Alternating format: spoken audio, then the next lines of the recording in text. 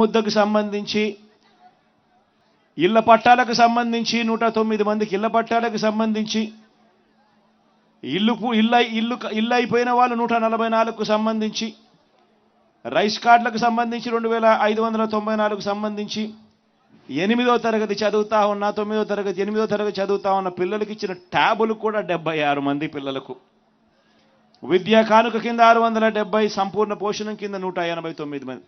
వీటికి సంబంధించినవి నేను చెప్పడంలా, ఎందుకంటే ఇవన్నీ ఇండైరెక్ట్గా ఇస్తా ఉన్నాం కాబట్టి, నాన్ డీబీటీ కాబట్టి వీటి బెనిఫిట్ ఎంతో నేను చెప్పడం లేదు.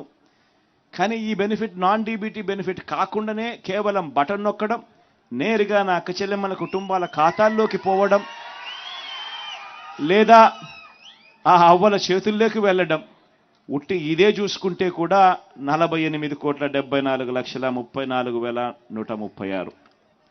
నేను అడుగుతా ఉన్నాను, మన ప్రభుత్వానికి ముందు కూడా మీరు చాలా ప్రభుత్వాలు చూశారు.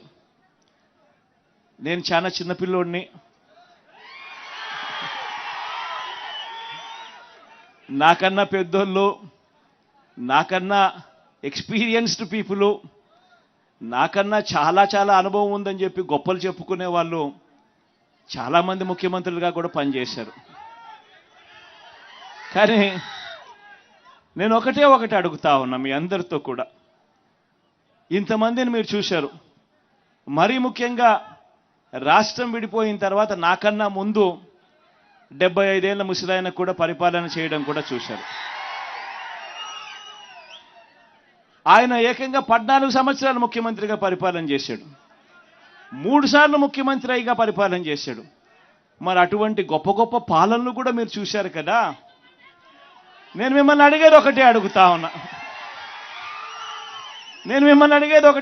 ఉన్నా, నేను చాలా చిన్నోన్ని, నేను చాలా వయసులో కూడా చాలా చిన్నోన్ని కూడా. నేను అడుగుతా ఉన్నా, మరి ఇంత చిన్నోడు చేసిన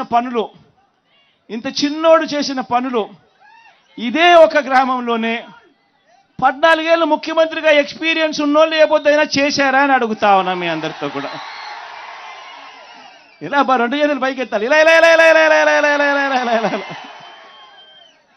Please subscribe .news.